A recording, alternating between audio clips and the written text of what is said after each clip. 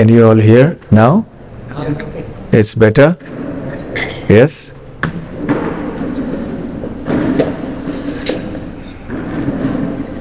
We wonder how they managed in the old days.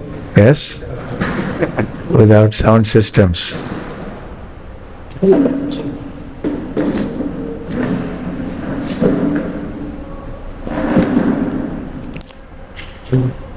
One of the main reasons we come to Udupi is Srila Madhvacharya. If it wasn't for Madhvacharya, the Krishna temple wouldn't be there. And even though there would have been many pilgrims coming to the other temples, still it wouldn't be anything like what it is today. Srila Madhvacharya has transformed the spiritual, geographical, and every other form of landscape of the ancient Udupi Kshetra, the whole area. When great personalities, pure devotees, associates of the Lord descend into this world, their appearance and disappearance and activities are also considered to be transcendental. And inasmuch as the paraphernalia of the Supreme Lord are worshipable as they are non-different from the Lord Himself, similarly, the paraphernalia and all things connected to the pure devotees of the Lord are also to be considered worshipable. Just as the Lord's abode like Vrindavan or Mayapur or Puri is transcendental, similarly the homes of great acharyas like Srila Madhvacharya are also transcendental. So this is also a place of pilgrimage for thousands and thousands of pilgrims who come here. Madhvacharya is one of the four great Sampradaya acharyas in the Vaishnava school. As we are all aware, there are four primary Vaishnava Sampradayas mentioned in the scriptures. One starting from Lakshmi Devi, and the main Sampradaya Acharya is Ramanujacharya. We have another Sampradaya starting from the four Kumaras, and the Sampradaya Acharya is Nimbarkacharya. There is another Vaishnava Sampradaya coming from Lord Shiva, and the Sampradaya Acharya is Vishnu Swami, and the followers of that are the Pushti Margis, devotees from Gujarat, Rajasthan, and in many places in Vrindavan. And finally, there is a Vaishnava Sampradaya that was started by Madhvacharya, by Brahmaji, the creator. And Madhvacharya is the primary Acharya or the Sampradaya Acharya of this Brahma Sampradaya. So, we also, as followers of Chaitanya Mahaprabhu, are connected to the Brahma Sampradaya through Madhvacharya. And because we are connected to Chaitanya Mahaprabhu, we are called the Gaudiya Sampradaya. So to distinguish us from other followers of Madhvacharya and others in the Brahma Sampradaya, we call ourselves Brahma Madhva Gaudiya Sampradaya. So these branch out. As any Sampradaya or Parampara moves on in time, it starts branching out. So Madhvacharya is one of the four prominent Vaishnava Acharyas. Incidentally, all four of the main Acharyas are said to have been born in South India.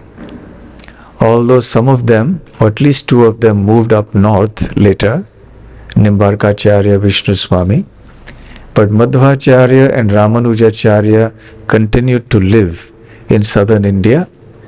Of course, they did travel a lot, not only in southern India, but also to the north. But they were primarily based here, in the southern part of the country. And their work was revolutionary from a spiritual point of view. Madhvacharya's main contribution was the establishment of Lord Vishnu, Lord Hari, Lord Krishna as a supreme personality of Godhead, and the refutation of the Mayavad philosophy, which believes that the Supreme Absolute Truth is impersonal. It doesn't have form, it doesn't have qualities, and so on. So Srila Madhvacharya's contribution therefore is immense in re-establishing the proper Vedic culture of devotion and the refutation of atheistic philosophies that were prevalent at that time.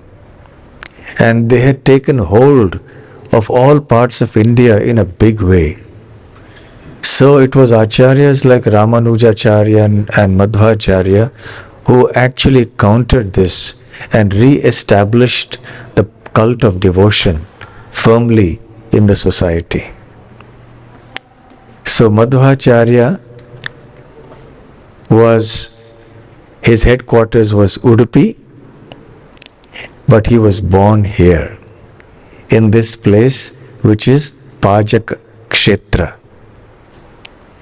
Now, we all went to Durga Devi's temple and we heard that was called Vimanagiri. Vimana meaning the airplanes. Giri refers to the mountain. So this Pajaka Kshetra is near the Vimanagiri. It is very close or on the banks of a river called the Papa Nashini. Papa means sin and Nashini means she who destroys. So most of our holy rivers are feminine in gender and they have the power to destroy sins and to bestow auspiciousness on those who bathe in them with devotion. So this place has become very famous because of Madhvacharya. I came here last many years back, and since then this house has been transformed in so many ways, very positively, very nicely.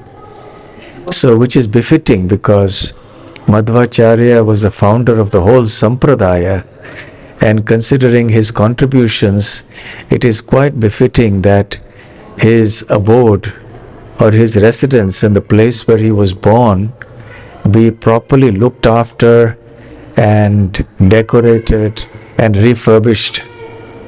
So things are very much more better now in terms of the refurbishment than it was when I remember coming here many years ago. So here it was that his parents, Madhvacharya's parents, who were called Narayana Bhatta and Vedavati. So actually they were from the Madhya Geha family. So sometimes the father is also called Madhya Geha Bhatta.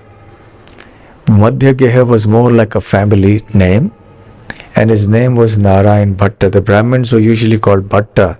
Bhattas are the ones who did all the archana, all the worship, and so on. So Narayan Bhatta was actually a priest in the Ananteshwar temple. And as I mentioned this morning, that is a very unusual deity, looks like a Shivalinga, but actually there is Vishnu plus Anantadev residing within that Shivalinga. So that Shivalinga is a combined form of these three personalities: Lord Vishnu, Anantadev, and Lord Shiva. So he worshipped there for a long time. And then he moved from there to Pajaka Kshetra. And he had 2 sons initially, but unfortunately they died prematurely. Then he had a daughter, but he still wanted another child, another son.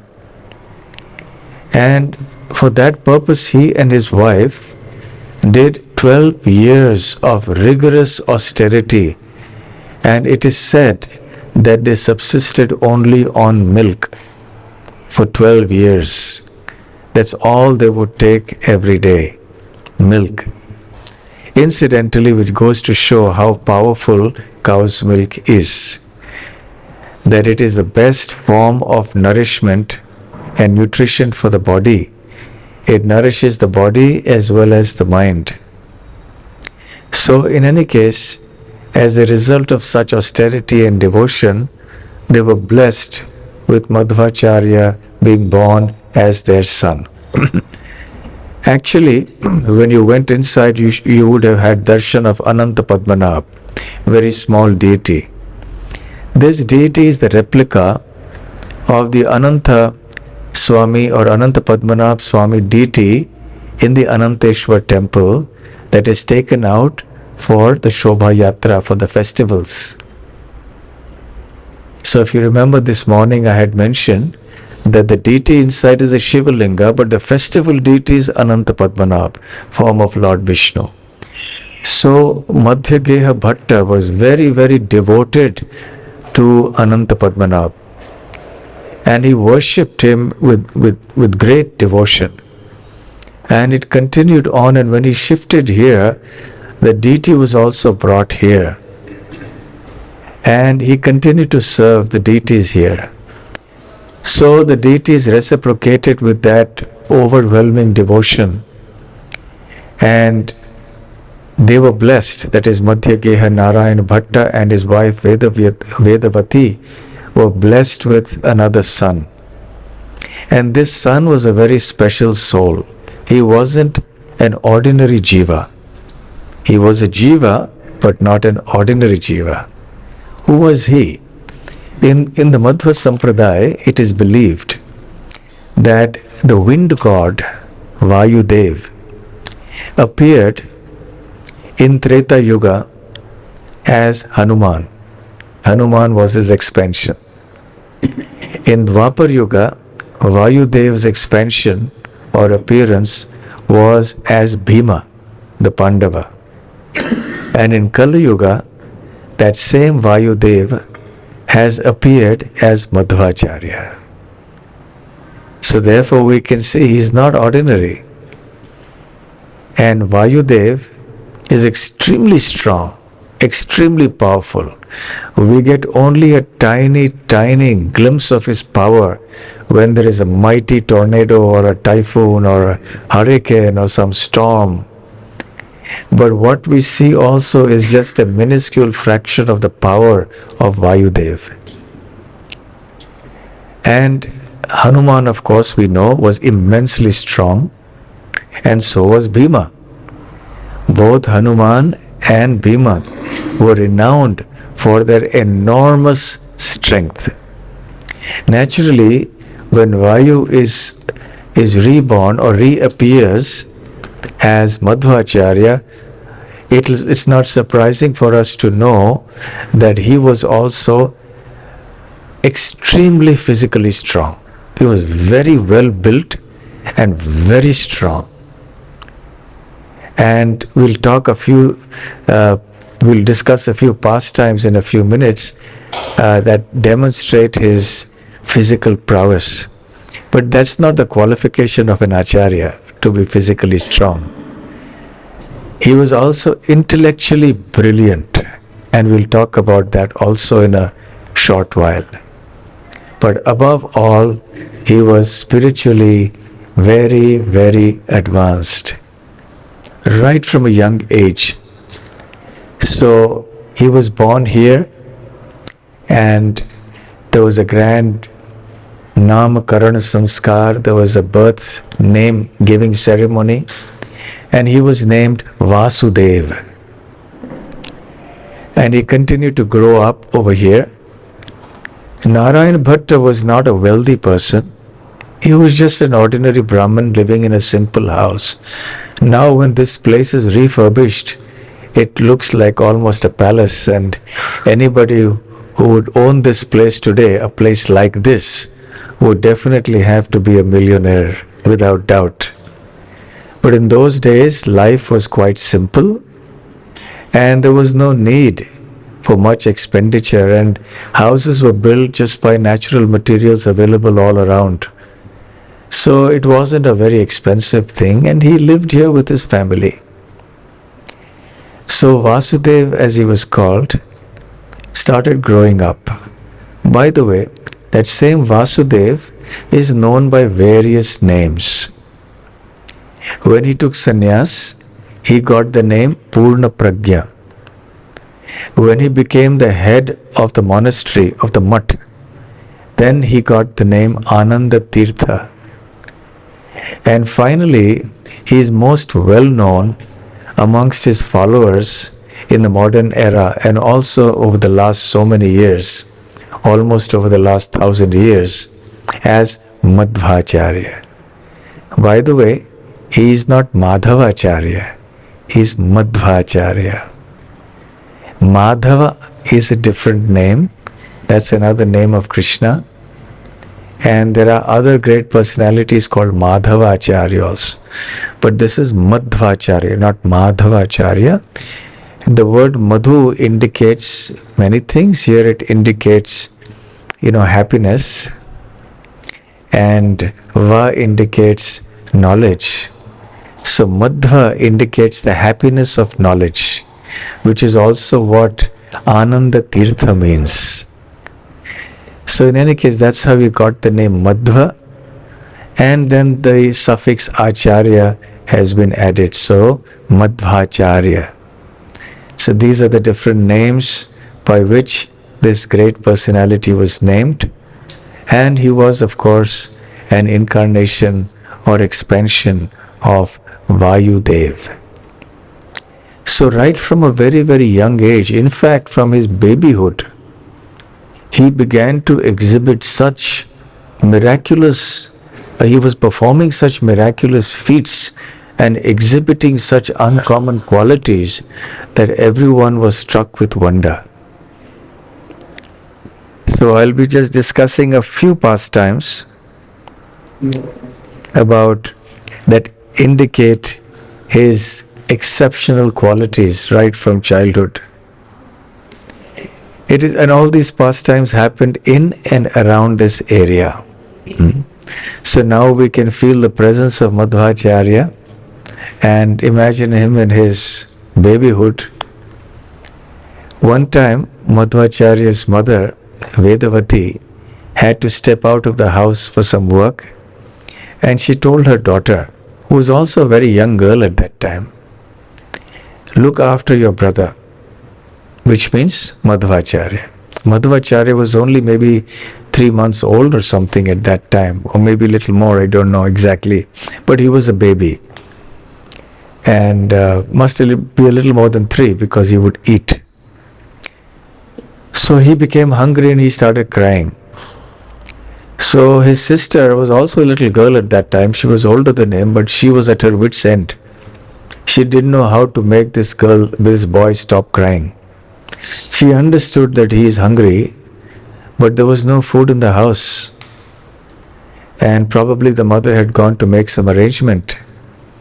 But they had cattle, they had cows and bullocks. And there was some horse gram that was kept as feed for the cows and bulls. You know horse gram. Chana. No. So, this child, he saw this huge pile of horse gram, which generally is given for cattle, for bullocks, not even just cows. For bullocks and horses, that's how the name comes. Because horses need that kind of protein and that kind of energy to do all the running that they do, the kind of stamina that they have and so on. So it's not really a food that is meant to be eaten by humans in large quantities. You can take a little bit, but not more than that. So this little child, he ate up the whole pile of horse gram. And the sister was just totally astonished and she didn't know what to say. When the mother came back and she asked, "Where's the horse gram? What happened?" And the sister, her daughter, described what had happened. So that was something astonishing. The mother became extremely worried, thinking, what's going to happen to this child? He has taken so much horse gram and surely he's going to die, because even a horse would die if he ate this kind of horse gram, such a large quantity. But he was hale and hearty and nothing happened to him. He remained jumping and moving around as if nothing had happened. So many of these pastimes are recorded in folklore, as part of local folklore. Some of these pastimes are recorded in a book called the Madhvacharya by one of the followers of Madhvacharya who came much later. So this was one pastime. Another pastime is that, again, when he was still a baby, barely just walking, he somehow disappeared and the parents were frantically searching for him. They didn't know where on earth he had gone. They searched the whole house, they searched everywhere around in the vicinity, and they went to their neighbors here and there, and they asked, "Have you seen Vasudev?" And everybody said no. Finally, one person said that, "I saw him holding the tail of a bullock who was going into the forest." And so the forest was a huge place. They didn't know where to look. And finally, in the evening, the bullock came back to the village and this baby was still holding the tail. So the baby was away for 12 hours continuously, just walking around holding the tail of the bullock. And he was walking all along as the bull was going, wherever he was going. So this was something there was also another astonishing thing that happened. Now, when we went back there, how many of you remember seeing a tamarind tree nearby? You saw, yes? There's a tamarind tree there. How many of you have eaten tamarind? In your childhood, you liked eating lots of tamarind. You wouldn't know, Govinda, the fun of childhood growing up in India. Africa is good. Huh? Africa is good. East Africa also. So children love to eat that. And so anyway, there was a tamarind tree. Now it so happened that one day when lunch was ready, Vasudev's mother, Vedavati, told him, "Go and call your father back, tell him that lunch is ready." So the father was at some place somewhere else. So the boy went running. And because he was Vayudev, right, so he could run pretty fast. So he ran to a great distance and told his father to come back. And lunch was ready. But father says, "No, I'm not going to come back." So he said, "What happened?" He said, "Because I borrowed some money from one gentleman to purchase my bullock, and I'm unable to repay that loan. And this man is sitting there on the stairs on the doorway of our house. He must have been coming many times, and each time Madhyageha Bhatta must have told him, 'Sorry, I'll give it to you next time. I don't have money right now.'"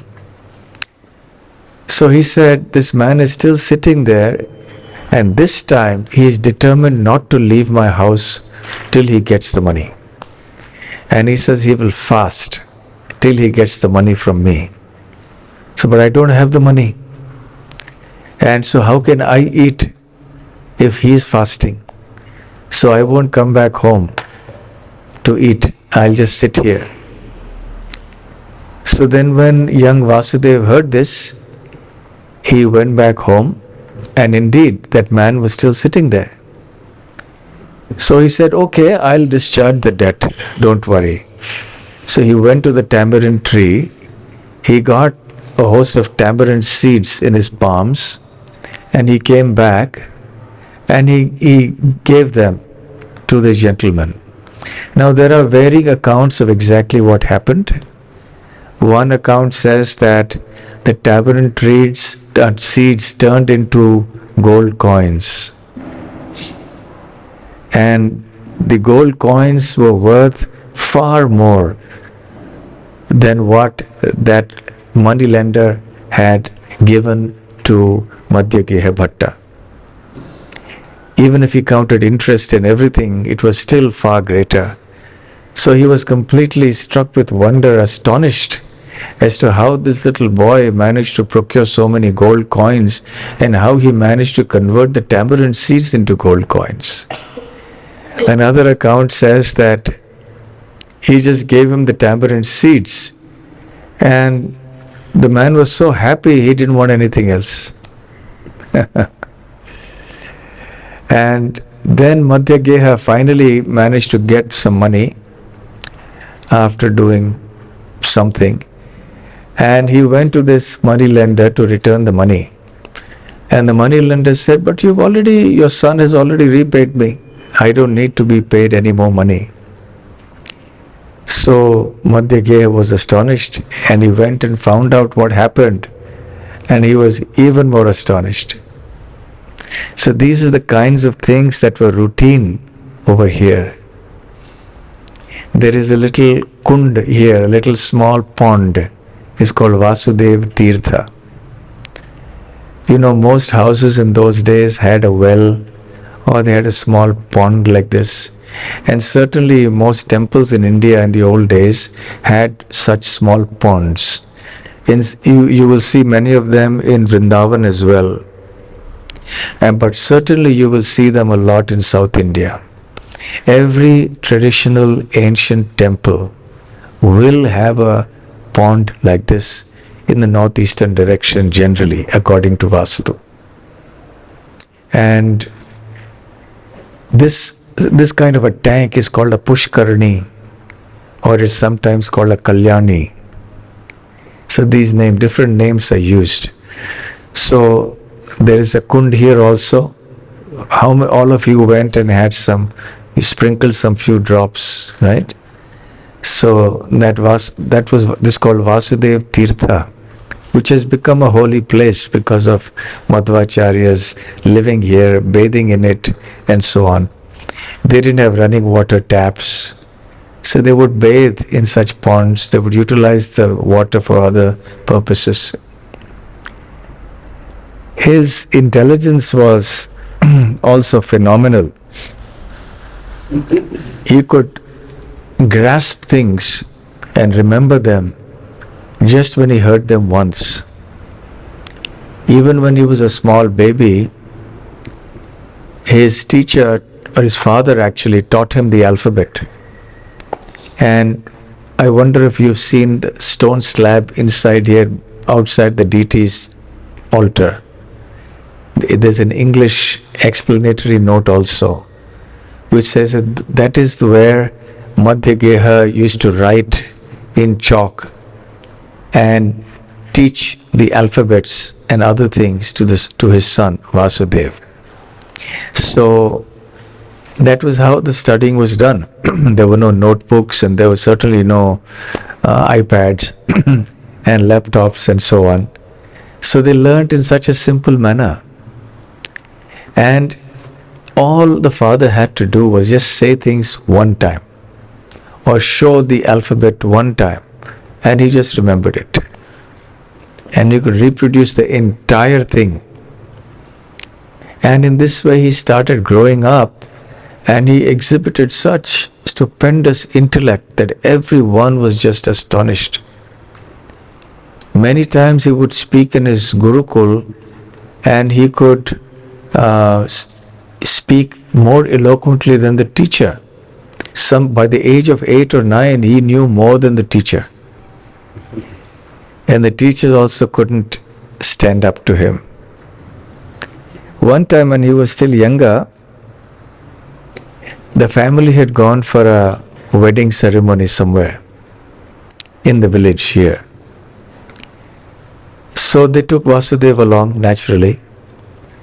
But when everybody's in the wedding, you know how it is, it's so crowded, everybody's socializing and this and that.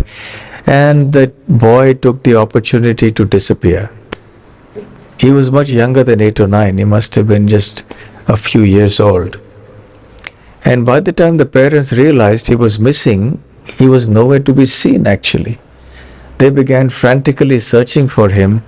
They asked everybody, but in vain. And then they went here, there. Madhya was almost mad in anxiety. And finally he reached Ananteshwar temple, near the Krishna temple, so far from here. He was just walking and walking, looking here, looking there. And lo and behold, he found his son Vasudev offering prostrated obeisances, dandavat, to the deity of Ananteshwar there. And he forgot to be angry because he saw the boy, he was so relieved that his anger evaporated. So then he asked his son, you know, it's so dangerous. You came here all alone so far. It's almost 20 kilometers. And this little boy just walked 20 kilometers all alone. The father was anxious. There could be wild animals, there could be dacoits. You know, why did you go alone and not tell us where you were going? So he replied, Bhagavan is with me, I'm never alone, we are never alone. And the father was also very happy and astonished to hear this kind of faith that this boy had in the presence of the Lord.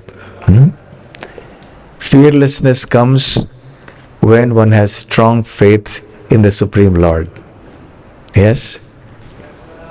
Bhajahure mana Sri Nandanandana Abhaya Charanara Vindare. So, one has to preach to one's mind, Bhajahure mana, O mind, please worship Sri Nandanandan, the son of Nandanandan, Sri Krishna. Abhaya Charanaravinda. So Charana means the feet, Aravinda means lotus. So the lotus feet of Sri Krishna award all protection, all safety and security to the worshippers. And they award one fearlessness, Abhaya. So Srila Prabhupada's initiated name, the first initiation was Abhay Charanaravind Das. That was his initiated name. So anyway, Madhya Bhatta was very happy to see the kind of staunch faith that this little boy had in the Lord, and the kind of fearlessness that had, grown in his heart. But then gradually, as time passed, he started getting more and more attracted to the path of devotion. And he started doing things like going and bathing in the tirthas and holy places on a regular basis. There were 4 tirthas nearby. We heard about that in connection with Parshuram's deity. And young Madhvacharya started going there every single day to each of these 4 tirthas to take a bath. And then he would come back. So naturally the mother was getting anxious that this boy is doing too much austerity. One need not do this kind of austerity at this age. So, and plus, he was doing it every single day, going to distant places. There was no vehicle or anything. He just had to walk. And she tried to dissuade him out of concern. But Vasudev continued to do it. But one day he thought, let me give some happiness to my mother and to see that she doesn't get into anxiety because of my going to these places for bathing in a lake or in the tirthas. So what he did was, he was standing talking to his mother, who was expressing some disappointment and fear about his constantly going away for bathing in this tirtha, going for darshan in that temple. So young Vasudeva had a little stick. He took that stick and rubbed it against a rock. And lo and behold, water started gushing out of that rock. And a whole kunda was formed. And he informed his mother that actually water from those 4 tirthas where I go to bathe have all come here. And henceforth I won't need to go anywhere else to bathe. I'll just bathe here outside our house. And that is how this tirtha was made. Just by a stick and rubbing against a piece of rock. So these are the extraordinary things that happened. But gradually he was growing older. And with that, he started developing a sense of renunciation. And he was looking out for somebody who could guide him. And when his father performed the sacred thread ceremony for him, which is called the Upanayan ceremony, you all know what is the Upanayan? The sacred thread ceremony? Yes? The Brahmin children used to have that. So at the time of that initiation or that diksha, he had a stick, but he was holding it up like a sannyasi holds up his staff. So the father was asking him, why are you holding that staff, that little stick like this, as if you are a sannyasi? So the boy replied, because I want to spread Vaishnava Dharma all over the land. And I want to refute Mayavad philosophy, which is very offensive to the lotus feet of Lord Hari. And therefore I want to take sannyas and do this. So the father rebuked him a little bit, but he was also a little mocking in his tone. And he said that, this is Kali Yuga. You can't establish Vaishnava Dharma anymore in this age. Then it is possible for your stick to get transformed into a sapling in a tree. So young Vasudev took that up as a challenge, and then he planted that stick in the ground, and lo and behold, it grew into a fantastic banyan tree. So everyone was again struck with wonder. So he made his point, and now time was passing. The father was getting a little anxious, the mother too. Whenever the children show some signs of renunciation, then even if they are pious parents, they feel some sense of anxiety that this boy is going to leave us. In the meanwhile, what happened is that one time, young Vasudeva had gone somewhere to play or for some errand. And there was a demon there whose name was Maniman. Now this Maniman was a demon who lived in Dwapar Yuga, and he had been killed by Bhima, the Pandava. And now he wanted to take revenge. So in the next life, he came here as Maniman, knowing fully well that Bhima's next incarnation was Vasudeva or Madhvacharya. So he was there, he had hidden himself, and so then Madhvacharya came, and the mother was getting anxious. So this demon he took the form of a huge python or a snake, and he tried to swallow young Vasudeva. But with great ease,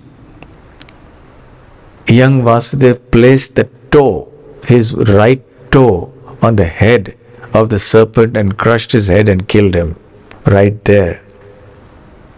And that spot is still there at some point, some distance away from here. And when he saw that his mother was anxious and calling for him, it would have taken some while for him to walk from there to here. So he just jumped.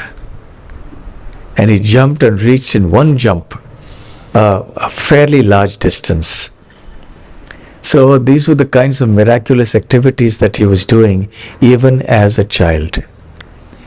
As time passed, not only did his renunciation grow, but so did his knowledge.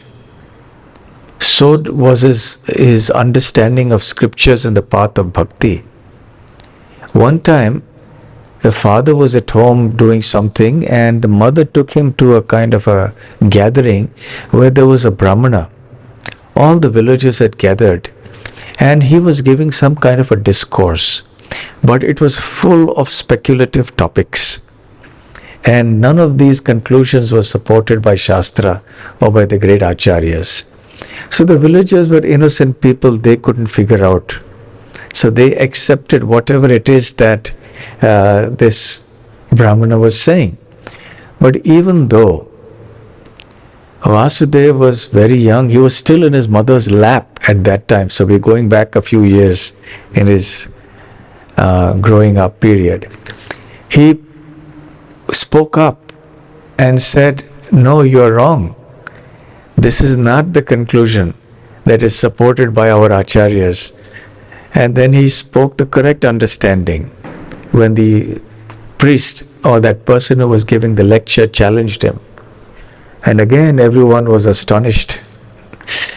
And when he came back home, the word had already reached the father. So the father said, "What exactly happened? You can tell me." So he narrated the whole conversation. And he said, "This is what he was saying, and this is what I told him. And I said, this is a wrong conclusion based on the Shastra." And the father, Madhya Bhatta, thought for a moment and said, "Actually, Vasudeva, you are right. Your interpretation, your understanding of the Shastra is correct. That person's explanation was wrong." So this was the kind of brilliance that young Madhvacharya had. After all, remember that Hanuman was very intelligent also. Hanuman was the disciple of the sun god. Every morning at sunrise, he would leap up, sit on the chariot of the sun god, and he would sit with him and fly with him. And the sun god would teach the Vedas to Hanuman. And at the time when the sun was about to set, he would jump back. So that's how Hanuman learned all the Vedas and became such a big scholar. So Hanuman has appeared again. His younger brother is Madhvacharya. So naturally one can expect that he's not only going to be physically very strong, but also intellectually brilliant and very, very knowledgeable about the correct conclusions of the scriptures. So as time went by, he used to go into Udupi area, and he was looking for a guru who was a sannyasi. Then he found this guru called Achyuta Preksha. Prasad, ready? Okay. Tumba dhanyavada.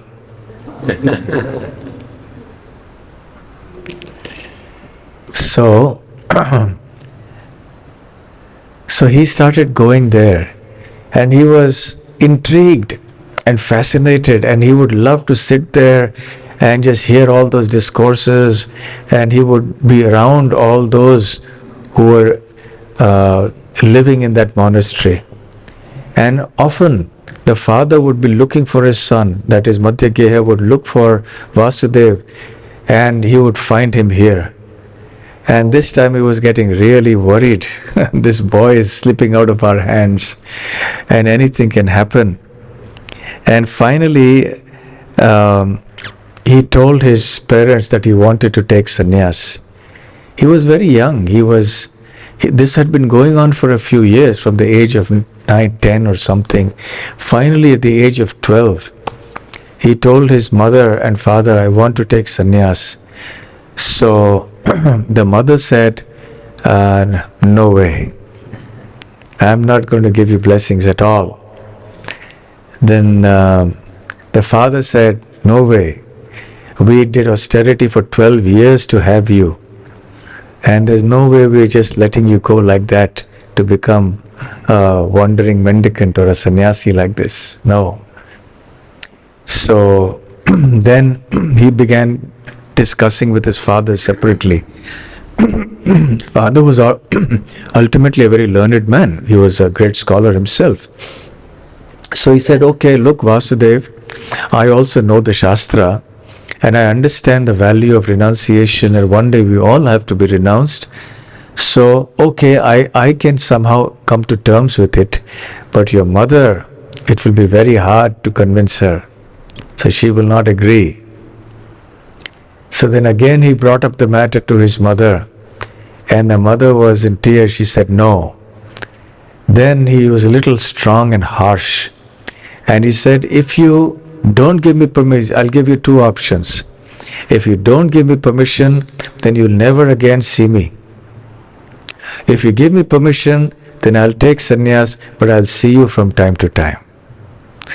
So this is what is called a Hobson's choice. You know what's a Hobson's choice? Who knows? Who can explain? Yes. Basically, you've got no choice. Basically, you don't have a choice, right? So what to do? So she didn't answer anything, but she just remained silent. And as the saying goes in Sanskrit, Maunam Sammati Lakshanam. Maunam means silence. Sammati refers to agreement. Lakshanam means a symptom. So silence is sometimes a symptom of acquiescence or agreement. So then he took sannyas under Achyuta Preksha, and he left Pajaka Kshetra and went there, but very soon he developed differences of opinion because Achyuta Preksha was not speaking Vaishnava theology. He was speaking something different. So in any case, that's something we'll talk about maybe tomorrow when we speak about what he did afterwards.